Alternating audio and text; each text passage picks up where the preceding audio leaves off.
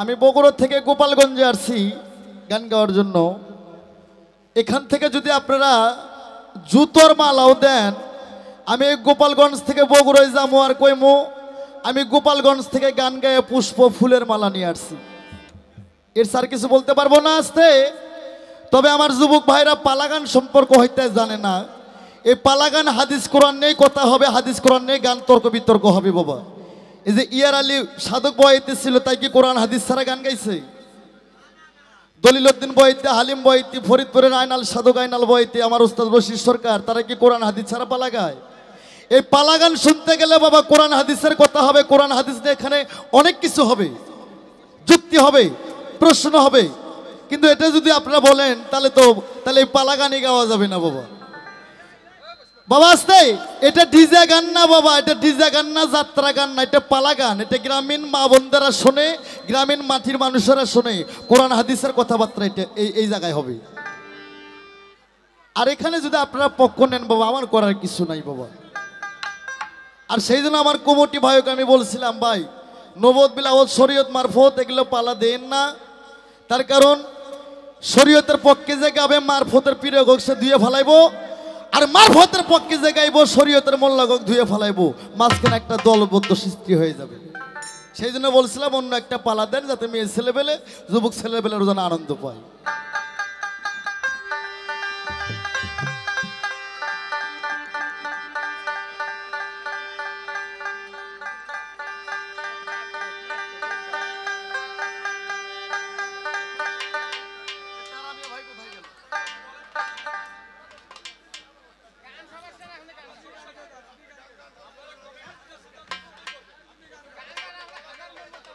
আচ্ছা ঠিক আছে বাবু।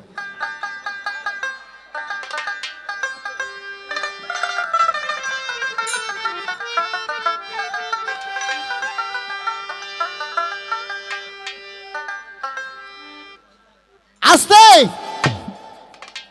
আমার শরীয়তের আলেম সাহেব আমাকে জিজ্ঞাসা করছে, মারফত কি? এটা ধরা যায় না মাখা যায়? এটা বলে নাই। মারফত কি হে বোঝে নাই। বাবার একটা কথা বলি, এই পৃথিবী ছিল অন্ধকার ধন্ধকার কুয়াকার নৈরাকার রে। এই পৃথিবী ছিল হুহাকার, পৃথিবী ছিল ডিম্বুর আকার রে। ডিম মানে গোল, গোল মানে শূন্য, শূন্যর পর আর কোন অক্ষর নাই।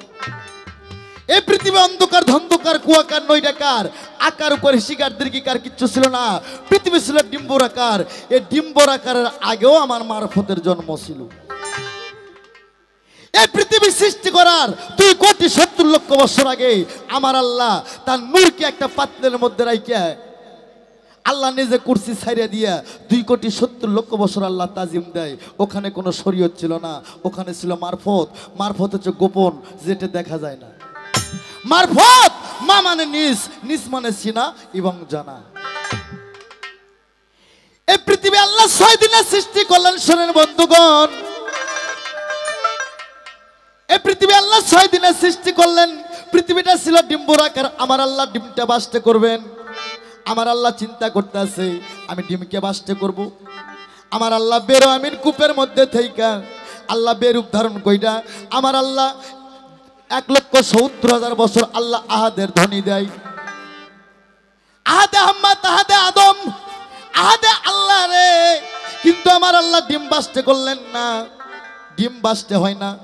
আমার আল্লাহ গো ওই বেরামিন কূপের মধ্যে থেকে 3টা ধ্বনি দিলেন। আল্লাহ বললেন হু হা হে।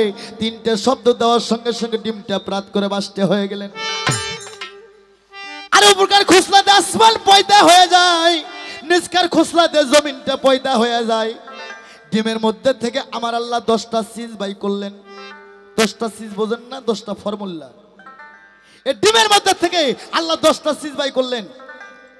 এই 10টা সিজদার থেকে আরশ কুরসি নহ মাহফুজ নহ কলম একিন্ত দরপ্তর গাছ ইসরাফিল সিংহাসন শরম নামের আয়না 7টা বেহেশত 7টা দোজখ আমার আল্লাহ পয়দা করলেন। বাবা আমার কথা কি বুঝতেছেন না? এই ডিমের মধ্যে থেকে 10টা সিজ বাই করছে রে। 10টা সিজদার থেকে আরশ কুরসি নহ মাহফুজ নহ কলম একিন্ত দরপ্তর গাছ। ইসরাফিল সিংহাসন, শরম নামের আয়না, 7টা বেহেশত 7টা দোজখ আল্লাহ পয়দা করলেন। ও মৌলভী সাহেব, তুমি এবার কইবা তো, আল্লাহ পৃথিবী শুরুতে জোড়া জোড়া বানাইছে। আল্লাহ 7টা বেহেশত বানাইছিল, 7টা দোজখ বানাইছিল। একটা বেহেশত আল্লাহ বানাই নাই, একটা পাবলিক বানাইছে। ওরা ধাক্কা দিয়ে ফেলে দিয়া আল্লাহ বেহেশতটা কাইরে নিল। সেদিন থেকে আমার আল্লাহর বেহেশত হলো 8টা আর দোজখ হলো 7টা। মৌলভী সাহেব, তুমি এবার কইবা এই বেহেশতটা কেঠা বানাইছিল আর বাপ দাদা কি করে খাইতো? আর এই বেহেশতটা আল্লাহ কোথায় রাখছে? আল্লাহর বানানো বেহেশত কারা যাইবো, আর পাবলিক যে বেহেশত বানাইছে আল্লাহ কাইরে নিল, এই বেহেশত কারা যাইবো? কি বাবা, আলেম সাহেবেরা তো বেহেশত দোজখ নিয়ে নাড়াচাড়া বেশি করে। আমি ফকির মানুষ, আমি অত দোজখের ভয় করি না। আমি দোজখের ভয় করি না, বেহেশতের আশা করি না। আমি আল্লাহর ইবাদত করি আর আল্লাহরে কই, আল্লাহ গো চাই না তোমার বেহেশত, করি না তোমার দোজখের ভয়। যে জায়গায় আমি যাই আল্লাহ গো সেই জায়গায় যেন আমি তোমারে পাই। বেহেশতের আশায় যদি কেউ ইবাদত করে, এই হাল্লা হচ্ছে কাফের। বেহেশতের আশায় যে নামাজ পড়বে এ হচ্ছে মুনাফিক। 500 বছর নামাজ পড়লো এ মুনাফিক থেকে যাবে। তার কারণ কোরআন শরীফ বলছে ওয়াকিমুস সালাত ওয়া তুল যাকাত, 82 বার বলছে সালাত কায়েম করো, আর 750 বার বলছে জিকির করো। আমরা ফকির, আমরা আল্লাহর ধ্যানে সব সময় থাকি, তাই আমরা বেহেশতের আশাও করি না, দোজখের ভয় করি না। আমরা কই আল্লাহ গো যেই জায়গায় আমারে দাও সেই জায়গায় যেন আমি তোমারে পাই। এই পৃথিবীতে মারুফতের বাবাকে, মারুফতের মাকে, মারুফতের ভাগ কয়টা উনি আমার কাছে করে জিজ্ঞাসন। এই পবিত্র কোরআনে প্রমাণ আছে আল্লাহর নূরে নবী পয়দা, নবীর নূরে সারে জাহান পয়দা। আদম মুসা ইব্রাহিমে পাগল হয় আল্লাহর প্রেমে। আল্লাহ কয় আমি নিজেই নবীর দিওয়ানা। আল্লাহর নামটা রাব্বুল আলামিন, আমার বিশ্ব নবীর নামটা রাখলেন রাহমাতুল লিল আলামিন। আমার ভাইরা রে, আমার আল্লাহ কইছে আমার নবীর উপরে এমন প্রেম ভক্তি রাখতে হবে নিজের পরিবারের, নিজের জীবনের চাইতেও বেশি। আমার নবী 40 বছর মারফতের সাধনা করছে হীরা গুহার মধ্যে। হীরা গুহার মধ্যে ছিল 21 বছর, এদিকে ছিল 19 বছর। 40 বছর সাধনা কইরা উনি নবীয়তি পাইলেন। 52 বছর বয়সে নবী মেহরাজে গেলেন। 53 বছরে নবী আমার হিজরত করলেন। 27 বছর মেরাজ করার পর তোমার এই যে 3 দিনের শরীয়তের নামাজ, রোজা, হজ, যাকাত নিয়ে আসলেন। এটা নিয়ে এসে নবী উম্মতের উপর বিলাই দিয়ে কিছুদিন পরেই নবী আমার পর্দা নিয়ে গেছে। তাই নবী আমার মৃত্যুর 4 দিন আগে 18 জিলহজ ঈদে গাদিরে নবী আমার বিদায় ভাষণে একটা কথা বলছিলেন, এ আমার ইয়ার সাবিগণ, ওলামা ইকরামগণ, আমি নবী আজ থেকে 4 দিন পর পর্দা নিয়ে যাব। বাবা, আমার নবী কি মরে গেছে? যে কই নবী মরে গেছে হচ্ছে কাফের। নবী মরে নাই। আবার কিছু কিছু দেওবন্দি আলেম আমরা আছি, এনার মতন সব আলেমকে আমি কই না যে এর মতন যারা দেওবন্দি, এজিতি। পৃথিবীতে 2টা মুসলমান, একটা হচ্ছে হোসাইনি মুসলমান আর একটা হচ্ছে এজিতি মুসলমান। এই এজিতি মুসলমান যারা, এরা ইসলামকে ধ্বংস করে ফেলাইছে। এরা কয় মক্কায় হজ কইরা মদিনায় যাওয়ার দরকার নাই। কয় দাঁড়িয়ে কিয়ামের কোনো দরকার নাই। সাধারণ একটা ডিসি আসলে সমস্ত অফিসারেরা, সমস্ত লোকেরা দাঁড়িয়ে স্যালুট জানায়। একটা প্রাইমারি মাস্টার গেলে সমস্ত ছাত্ররা দাঁড়িয়ে তাকে স্যালুট জানায়। আর আমার নবী বলছে আমি 3টা মাহফিলে সরাসরি যাই, একটা ওয়াজ মাহফিলে, একটা জিকিরের মাহফিলে, আর একটা ওলি আল্লাহর দরবারে ওরস মাহফিলে। নবীর 3টা অবস্থা, একটা হাকিকি অবস্থা, একটা ভাষারি অবস্থা, আর একটা মালিকি অবস্থা। নবী আমার হাকিকি অবস্থা যায়, আর যেখানে নবীর দরুদ হবে সেখানে নবী উপস্থিত হয়ে যাবে, আর সেখানে বলে দাঁড়িয়ে কিয়াম করা যাবে না। কয় মক্কায় হজ কইরা মদিনায় যাওয়ার কোনো দরকার আসে না। এই আলেমে আমি বলবো যে মক্কায় তুমি হজ করার জন্য যাও, আমার নবী যদি না হইতো এই মক্কার ঘরই হইতো না। আমার নবী যদি না হইতো এই কোরআনটাই পৃথিবীতে আসতো না। আমার নবী যদি না আসতো এই পৃথিবী আল্লাহর, এই পৃথিবী সৃষ্টি করার আল্লাহর কোনো প্রয়োজন। আদম মুসা ইব্রাহিমে পাগল হয় আল্লাহর প্রেমে। আল্লাহ কয় আমি নিজেই নবীর দিওয়ানা। সেই নবী বিদায় হতে বলছিলেন আমি আজ থেকে 4 দিন পর পর্দা নেব। 100 লক্ষ সাহাবী বলছিলেন হুজুর গো আপনি চলে গেলে আপনার ইসলামের অবস্থা কি হবে? আমার রাসূল বললেন আমি দুইটা জিনিস থুয়ে গেলাম, একটা হচ্ছে কোরআন সুন্নাহ আর একটা হচ্ছে আহলে বায়াত সুন্নাহ, আহলে বায়াত সুন্নাহ। আর কিছু কিছু মৌলবীরা কয় একটা কোরআন সুন্নাহ আর একটা হাদিস সুন্নাহ। কয়েন তো দেখি নবী মরার কত বছর পর হাদিস আসছে, ওই সময় হাদিস পাইব কই?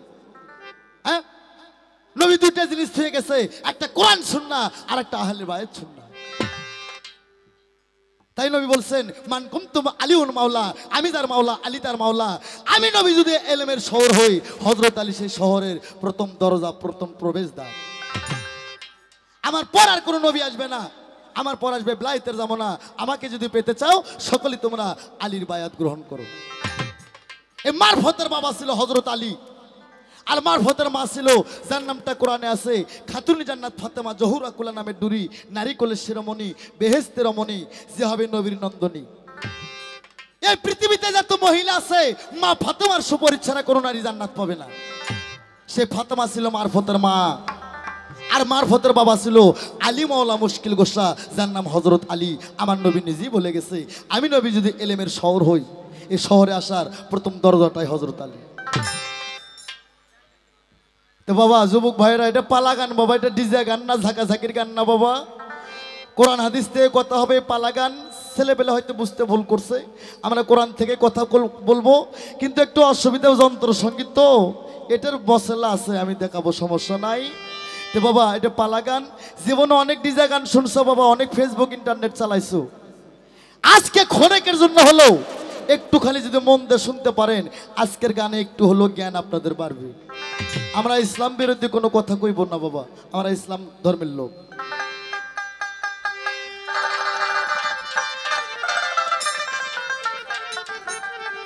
তাহলে তোমার কথা শেষ। মারফত তিন ভাগে বিভক্ত। মারফতে তৌহিদ, এটা আউলিয়াদের জন্য। মারফতে ওয়াহিদা নিহাত, এটা হক্কানি আলেমদের জন্য। মারফতে হুজ্জা, এটা সাধারণ পাবলিকের জন্য। কয় মারফত বোঝে না, এই শরীয়তে গাছের গোড়া, হকিকতে ডাল, তরিকতে পাতা, মারফতে ধরে ফল। ফলের থেকে বীজ হয়, বীজ থেকে গাছ হয়। কি বাবা, তোমার যদি ফল না হয়, তোমার তো সৃষ্টি হয় বন্ধ হয়ে যাবে।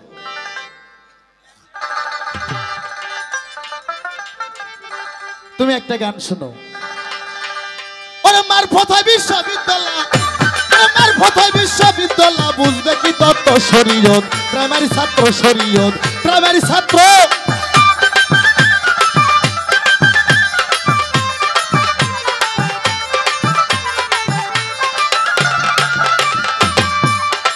কয় ফকিরের ঝোলায় কি আছে এটা দেখবে। হ্যাঁ, ফকিরের সাথে দিবে যে আরি, আমার বাপের বেটা জন্ম হয় নাই তাই চ্যালেঞ্জ করি। ফকিরের সাথে দিবে যে আরি,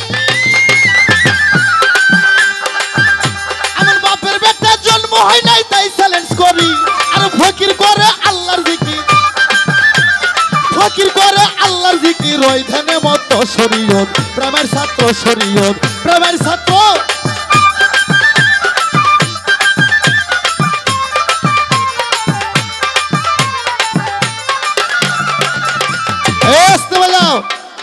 শরীয়তটা হচ্ছে প্রাইমারি ক্লাস, শরীয়তটা প্রাইমারি, যেখানে না গেলে কোনো কিছু হবে না। যেমন আমি প্রথমে একটা বন্দনা গাইছি বাবা, এই বন্দনার মধ্যে একটা সূরাও বলছি, আমি সূরার কিছু কথা বলছি। এই পৃথিবীতে যত নবী আসুক, ওলি আসুক, গাউস আসুক, কুতুব আসুক, যত বড় মাওলানা, যত বড় বখতিয়ার হোক, সূরা ফাতিহা ছাড়া কারো কোনো ইবাদত হবে বাবা? হবে না। তো শরীয়তটা হচ্ছে প্রাইমারি, হাকিকতটা হচ্ছে হাই স্কুল, তরিকতটা হচ্ছে কলেজ। আর আমি যে মারফতের ফকির, আমার স্থানটা ঢাকা বিশ্ববিদ্যালয় ইউনিভার্সিটি। তুমি হইলে শরীয়তের আমি মারফতের সিংহ হইয়া ভাঙবো মুখের দাঁত। তুমি হলে শরীয়তের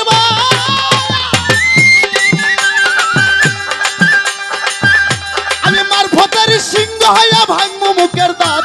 আর ভয় পাইল পাইবা না মাপ, ভয় পাইল পাইবা না মাপ, কানলে দিন রাত্র শরীয়ত, প্রেমের ছাত্র শরীয়ত, প্রেমের ছাত্র।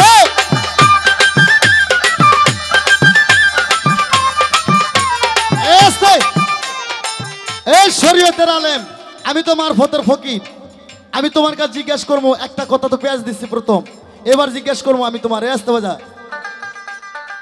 পবিত্র কোরআন ৬৬৬৬ আয়াত, ৭ মঞ্জিল ১৪ সিজদা ৩,১৬,১৯টি হরফ, ১৩০ ফরজ, ৬টা রুকু, ১১৪ সূরা। আমার জিজ্ঞাস, এই ১১৪ সূরার মধ্যে কোন সূরার মধ্যে বিসমিল্লাহ নাই? বিসমিল্লাহ কেন দিল না? আর অপরাধ কি? আর ১১৪ সূরার মধ্যে কোন সূরার মধ্যে ডের বিসমিল্লাহ? বিসমিল্লাহ একটা গোটাল একটা কাইটে বসাইছে, এর অপরাধ কি? আর কোন সূরার মধ্যে 2 বিসমিল্লাহ? আর ফজিলতটা কি? আর তোমরা যে 5 ওয়াক্ত নামাজ কায়েম করো, এই 5 ওয়াক্ত নামাজ, ফজরের নামাজ 2 রাকাত, জোহর 4 রাকাত, আসর 4 রাকাত, মাগরিব 3 রাকাত, আবার এশা 4 রাকাত। আমার জিজ্ঞাসা, মৌলবি তুমি খালি কইবে এই 5 ওয়াক্ত নামাজ ছোট বড় হলো কেন? আর তোমার যত প্রশ্ন আছে তুমি করবা। আনোয়ার সরকার ওই ভয় করে না, ওই বগুড়া থেকে গোপালগঞ্জ আসছে, বকের পাট্টা লয়ে গান গাইতে আসছে। তুমি প্রশ্ন করবা, আমি জব দেবো সারা রাত।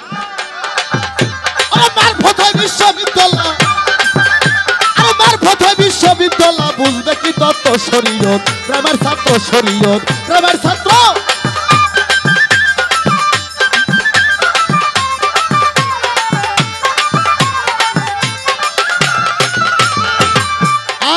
আমারে কইছে ফকিরের ঝোলায় কি আছে? এই পবিত্র কোরআনে বলছে ফকির আল্লাহর ভেদ, আল্লাহ ফকিরের ভেদ। ফকির সম্পর্ক কোনো বাজে কথা বলবা না। তুমি ফকির সম্পর্ক কি জানো? কোরআনে আছে ফে কাফেরে কি হয় বাবা? কাফের। ফে কাফ লাম ইয়ারি, তারপরে হয় ফকিরি। আমি আল্লাহর ফকির, আমি ওই ভেটকি আলা ফকির না। ফকিরের ঝোলায় আছে যে পুঁজি,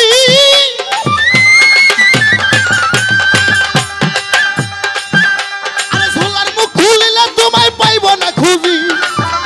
ফকিরের ঝোলায় আছে যে পুঁজি,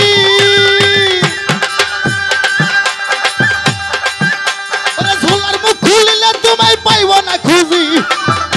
আরে কাঁদিবে মাই পাগল সাজি, কাঁদিবে মাই পাগল সাজি। আয় আমার মতো শরীয়ত, প্রেমের ছাত্র শরীয়ত, প্রেমের ছাত্র। আর মারফতে বিশ্ববিদ্যালয়।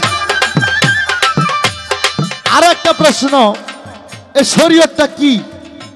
এই শরীয়তের রং কি? এই শরীয়তের প্রথম কারখানাটা কোথায়? কোথায় উৎপন্ন হলো? কার উপর? শরীয়তের বাবাকে মাকে। ফকিরের ঝোলায় আছে যে পুঁজি,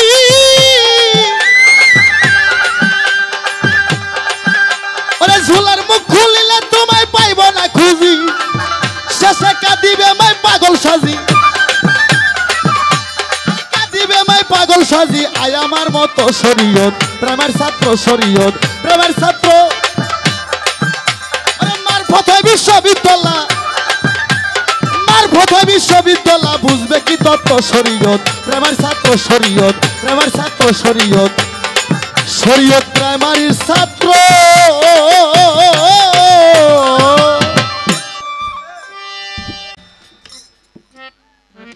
তবে বাবারা, সর্বপ্রথম উনি একটা গান গাইলে, সেটা সেই গান নিয়ে অনেক পোলাপানেরা হইচই করলে। তবে একটা কথা না বললেই নয়, যে কোনো পালাই হোক না কেন বাবা, অনেক পালা আছে। নারী পুরুষ, হিন্দু মুসলমান, নবিয়ত বিলায়ত, অনেক পালাই আছে। গুরু শিষ্য, শরীয়ত মারফত, অনেক পালা আছে বাবা। তবে যে পালাই আমরা গাই না কেন, এখানে কিন্তু পক্ষ দুইজন, দুইটা শিল্পী আমাদেরকে গাইতে হবে যে পালাই গাই। তবে এখানে পক্ষ আর বিপক্ষ বাবা। তবে এই যে আজকে এখানে পালা আমাদেরকে দিয়েছে শরীয়ত এবং মারফত। তবে আমি যে এই শরীয়তের আইন নিয়ে আপনাদেরকে বুঝাবো, উনি মারফতের সাধন কি তা উনি বোঝাবেন। তবে উনি যদি আমাকে, আমি যদি ওনাকে এই মারফতের ফকিরদের সম্পর্কে কিছু কথা বলি, তো উনি কি আমাকে ছাইড়া দিবে? যেটা বাস্তব সেটাই বলবো, যেটা হচ্ছে সেটাই বলবো। তবে মিথ্যা তো কিছু বলবো না। তবে আমি যদি ওনাকে খুশা না মারি ওনার ভিতর থেকে কি কথা আসবে? আসবে না। আর উনি যদি আমাকে খুশা না মারে আমি কিন্তু ভিতর থেকে কথা বের করব না। তবে এটাই কি আমাদের অপরাধ? আমি যদি ওনাদের এই উনি যদি আমাকে আলেমদের বিরুদ্ধে কিছু বলে আমি কি ওনাকে ছেড়ে কথা বলবো? বাবা বলবো না। তবে সব নিয়ে অনেক সময় দেখা যায় অনুষ্ঠানে অনেক হিটাহিটি বাজে। যারা আলেম তারা বলে যে আমাদের বিরুদ্ধে এরকম কথা বলে কেন, আর যারা ফকির ফকিরেরা বলে আমাদের বিরুদ্ধে এরকম কথা বলে কেন। তবে এটা নিয়ে বলা যাবে না, তার কারণ এখানে তর্ক আর বিতর্ক, পক্ষ আর বিপক্ষ, তর্ক বিতর্ক হবে। তবে আপনারা দেখবেন যে আমরা কোরআনের বাহিরে কোনো কথা বলি নাকি, এটাই তো। তবে বাবা বুঝতে হবে, না বুঝলে কিছু না। তবে যদি বুঝতে না পারে এটা আপনাদের ব্যর্থতা হবে, বুঝতে হবে।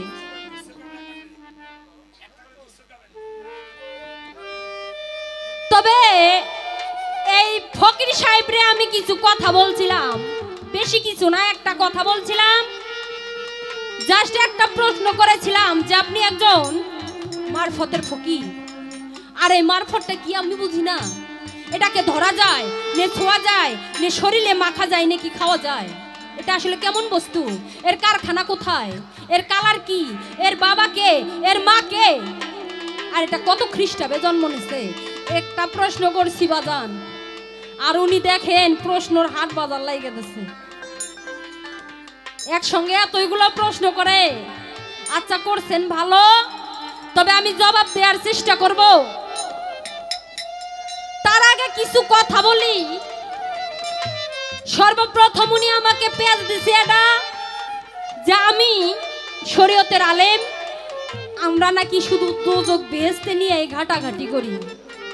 তবে এই দোজক আর বেহেশতের চিন্তা সকলেই করে বাবা, কম বেশি। তো এই জায়গায় একটা পেজ দিছে আমারে যে আমি শরীয়তের একজন হক্কানি আলেম হিসেবে আজকে এই মঞ্চে উপস্থিত রয়েছি। এই যে মূলত আল্লাহ পাক সবকিছু জোড়া জোড়া বানাইছে।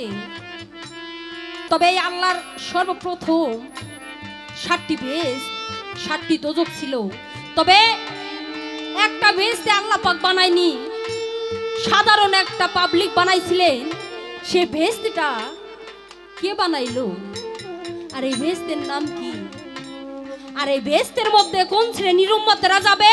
আর আল্লাহ পাকের বেহেশতে বানানো বেহেশতের মধ্যে কোন শ্রেণীর উম্মতেরা যাবে? আমাকে জিজ্ঞাসা করছে বাবা, তবে জবাব করব। তার আগে কিছু কথা বলি। উনি আমাকে প্রশ্ন করছে এই 5 ওয়াক্ত নামাজ আল্লাহ পাক 5টা নবীর উপর নাযিল করছে নাকি বাবা? এই 5 ওয়াক্ত নামাজ আল্লাহ পাক 5 জন নবীর উপর নাযিল করছে। আদম নবীর উপর নাযিল করছে ফজরের নামাজ 2 রাকাত। তবে এখানে কিছু কথা বলি ফকির সাহেব, আপনারা তো ফকির, আপনারা তো নামাজ রোজা বলতে কিছুই বোঝেন না। এরা বোঝে না। এই ফকিরেরা এই উচিত কথা মোল্লারা কয় জন্য? মোল্লারা খারাপ বাবা। আমাকে, আমি বসে আছি, আমাকে বানাইলো আমি নাকি দেওবন্দি মোল্লা। আমাকে মতো মোল্লা করার জন্য সমস্যা। তবে সমস্যা আমগো মতো মোল্লা করার জন্য না, আমরা কিছু কিছু কথা উচিত বলি জন্যে আপনা করে সমস্যা। সমস্যা আমাগরের জন্য না, আমরা কিছু কিছু কথা বলি, এটা আপনারা মাইনে নিতে পারেন না যা ঘটে, কিন্তু এইটা তো ঘটানোর কথা না, এসব তো হবে না। এই যে আপনি বললেন যে 5 ওয়াক্ত নামাজ ছোট বড় কি কারণে হইল? হ্যাঁ, আপনি জানতেন এরকম প্রশ্ন, আমি জানতাম আপনি এরকম প্রশ্ন করবেন। তার কারণ আপনারা তো নামাজ সম্পর্কে কিছুই বোঝেন না। এই নামাজ যে কি আপনারা তো বোঝেনই না। এই নামাজটা যে আসলে কি বোঝেন না। আপনাদের কোনো অজু নাই, আপনারা গোসল করেন না, আপনারা অজু করেন না, শুধু শিখছেন এই মাজারে মাজারে ঘুইরা হলদি মাখা পোলা খায়া পেটের মধ্যে শুধু গ্যাস্ট্রিক জন্মানো। এর বেশি এই ফকিরেরা কিছু বোঝে না। 2 হরফ যায় না, এরা আলেমদের বিরুদ্ধে লাইগা পড়ে। তবে ফকির সাহেব আপনি যদি রোজা সম্পর্কে নামাজ সম্পর্কে বুঝতেন বা নামাজ পড়তেন তাহলে এ প্রশ্ন করতেন না যে আল্লাহ পাক এই 5 ওয়াক্ত নামাজ 5 জন নবীর উপর নাযিল করলেন, তবে এই 5 ওয়াক্ত নামাজ ছোট বড় কেন হইলে প্রশ্নটা ঠিক আছে, যুক্তি আছে, প্রশ্নের জবাব আমি দেব। তবে এই যে আল্লাহর পবিত্র কোরআন শরীফ 6666 আয়াত, 7 মুন্দুল 14 সিজদা, 3,16,19টি হরফ, 130 ফরজ, 6টা রুকু, 114 সূরা। আবার এখানেও প্রশ্ন করছে যে কোরআন শরীফে 114 সূরার মধ্যে কোন সূরার মধ্যে বিসমিল্লাহ নাই, আবার কোন সূরার মধ্যে 1.5 বিসমিল্লাহ, আবার কোন সূরার মধ্যে 2 বিসমিল্লাহ। এতগুলো প্রশ্ন। এই যে আপনারা ফকির পবিত্র কোরআন শরীফ, এই পবিত্র কোরআন শরীফের মধ্যে আল্লাহ পাক বলেছে যে রোজা, নামাজ, হজ, যাকাত, কালিমা এবং পিতামাতার খেদমত,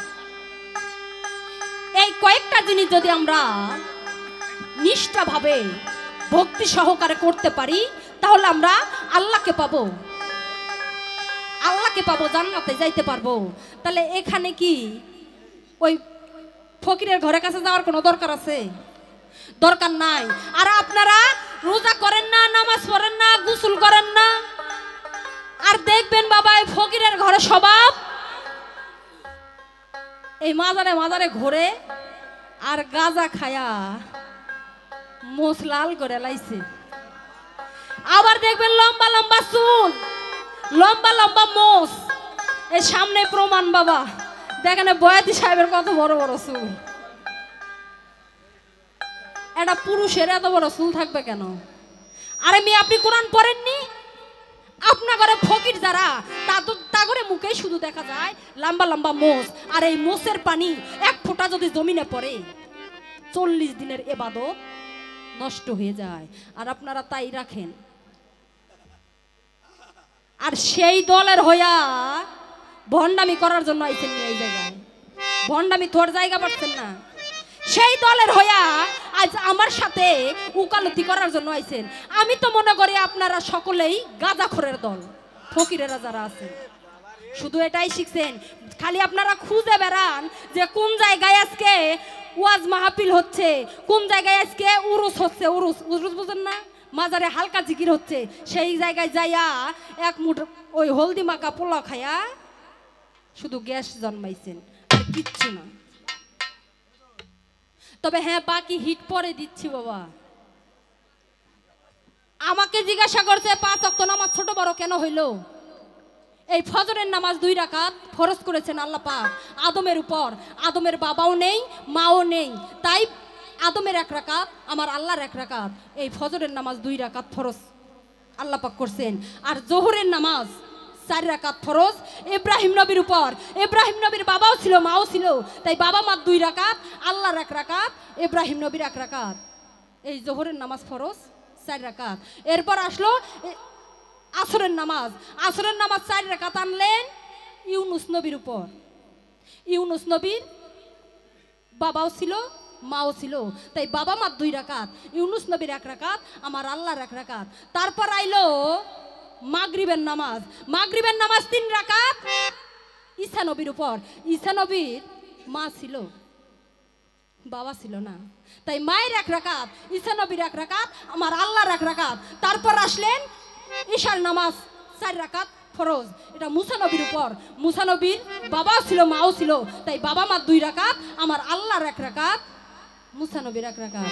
এই তুমি আপনার 5 ওয়াক্ত নামাজের বড়াই শেষ। আবার প্রশ্ন করলেন এই ফকিরের ঘরে কিছু ইতিহাস আছে বাবা, আপনারা কতটা জানেন আমি জানি না। এই ফকিরেরা যদি কেউ বলে যে আপনারা নামাজ পড়েন না কেন, এই ফকিরদের কিন্তু নামাজ পড়তে দেখা যায় না। যদি কই তাহলে কইলেই বলে যে নামাজ কি দেখাই দেখাই পড়া লাগবো। ওরা বলে নামাজ পড়ে ধ্যানে বইয়া, এ নামাজ বলে কেউ দেখে না বাবা, শুধু উমরাই পড়ে আর আল্লাহ পাক জানে কোন নামাজেরা পড়ে। ওরা ধ্যানে বসে নামাজ পড়ে, এই যে ওযু করে না, এদের আমরা আলেম সাহেব, আমরা যদি রাস্তা দিয়ে হাইটে যাই 10 হাত তবাত থাকলেও কইব যে একজন আলেম আইলো, আর লাম্বা চূড়া সালাম দিয়ে লয়। আর এই ফকিরেরা যে বিন্দে যাইব বাবা, ও বিন্দে একটা মাছিও যায় না, এদের শরীরের গন্ধর সুগন্ধ। তার কারণে ঘুম দুজে, গোসল করে না, রোজা করে না, নামাজ পড়ে না, এদের ওযু নাই। আর এই যে এই ফকির সাহেব, এই জায়গায় আগে একটা প্রশ্ন আপনারে করে লই, এই যে আমরা সুখের আলেম, আমরা 5 ওয়াক্ত 5 জায়গা নামাজ আদায় করি, আপনি যে একজন মারফতে ফকির, আমরা নামাজ পড়ি 5 ওয়াক্ত, আপনি এই যে মারফতের লোক, আপনার নামাজ কয় ওয়াক্ত? আর আপনারা আপনার রুকু কয়টা, সিজদা কয়টা, আপনারা কি কইয়া সিজদা দেন? দর্শকের থেকে একটা কথা আসছে যে অ্যাকচুয়ালি কিন্তু আমাদের এলাকায় বাউল গান হয় না, আমাদের এখানে বিভিন্ন পদের গান হয়। তো আমি 2 শিল্পীর কাছে অনুরোধ, ছোট্ট ছোট্ট প্রশ্ন করবেন আর সঙ্গে সঙ্গে একটু গান গাইবেন, বিচ্ছেদ গান অনুরোধ করছে এই। তবে যাই হোক, আমাকে 3 থেকে 4টা প্রশ্ন করছে, এতগুলো সময় হয়তো আমার হবে না, তার কারণ প্রতিটি প্রশ্নের কিন্তু কিছু কিছু ব্যাখ্যা আছে বাবা। তবে যাই হোক, আমিও ব্যাখ্যা দেব না, এখানকার ভাবমূর্তি আসলে অন্যরকম বাবা। তার কারণ আমি যদি শুরু থেকে যেটুকু গাইব, এর যদি বর্ণনা, এর যদি ব্যাখ্যা দিতে না পারি, তাহলে আমার গাওয়াটাও ঠিক না, যারা শুনবে তারাও বুঝবে না, নাকি বাবা? শুধু শিল্পীর হবে অবনিন্দা। তার কারণ মূল ঘটনা বলতে গেলে অনেক কিছুই বলতে হয়। যদি আমি বলি এর উত্তর এইটা, ওর উত্তর ওইটা, তা কিছুই বুঝবো না। বুঝবো? কিছুই বুঝবো না। শুধু গাছ দেখলে হইব না, এটা কিসের গাছ জানতে হইব, এর পাতাগুলো কেমন জানতে হইব, এর ফলের কালার কেমন তাও জানতে হইব। কিন্তু যাই হোক, এখানে প্রশ্ন করছে 3-4টা, এর জবাব করতে গেলে আমার 2 ঘন্টা 3 ঘন্টা লাইগা যাইতে পারে। তো আমারে বলছে ছোট্ট করে আমি সংক্ষেপে জবাব দেব, আপনারা ধরে নেবেন, আপনারা জ্ঞানী যদি থাকেন আপনারা বুঝে নেবেন, তার কারণ বেশি সময় দেওয়া যাবে না, কমিটির আদেশ। তবে এই যে 5 ওয়াক্ত নামাজ ছোট বড় হইলো, আমি জবাব করলাম। আর আমাকে জিজ্ঞাসা করছে কোন সূরার মধ্যে বিসমিল্লাহ নাই? সূরা তাওবার মধ্যে বিসমিল্লাহ আছে বাবা, সূরা তাওবার মধ্যে বিসমিল্লাহ নাই। আর সূরা আলাকের মধ্যে 1.5 বিসমিল্লাহ, আর সূরা নমলের মধ্যে 2 বিসমিল্লাহ। তবে সংক্ষেপেই জবাব করছি।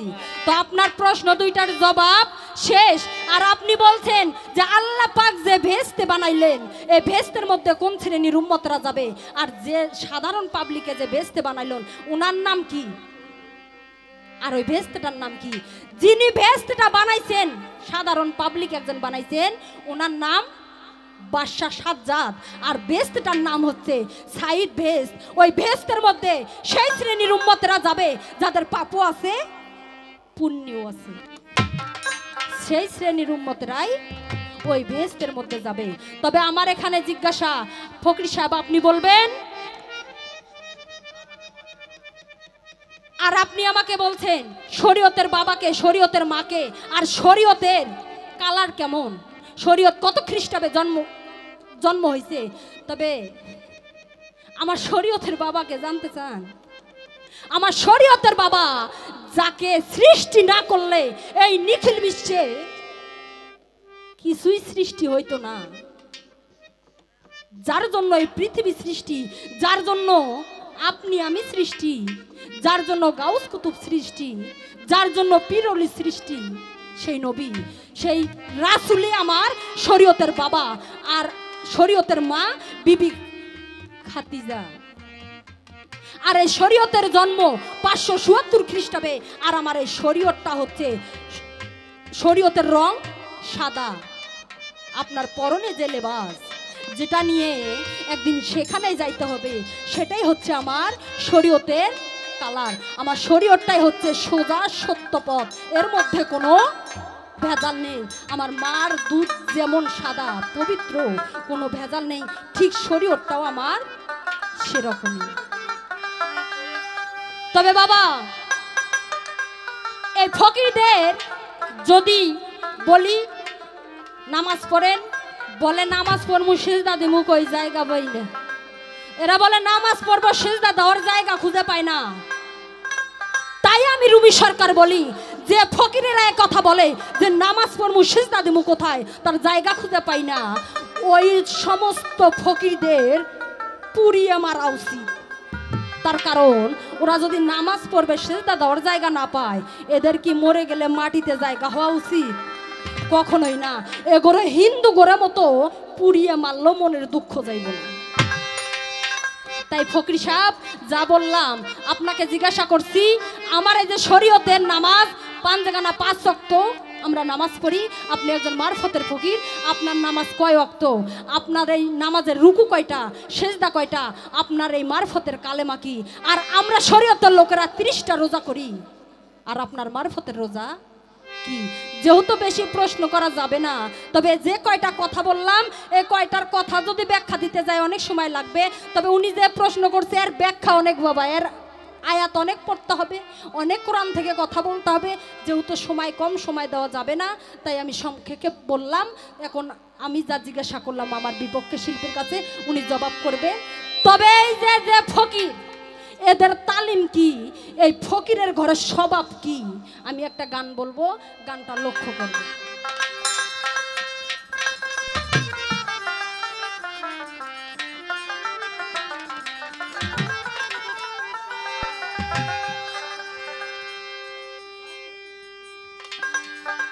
ওরে অজুতে তালিমে এখন পড়েছে অভাব, পীরেরা করে না কি তাপে যুগে পীরগ সভা।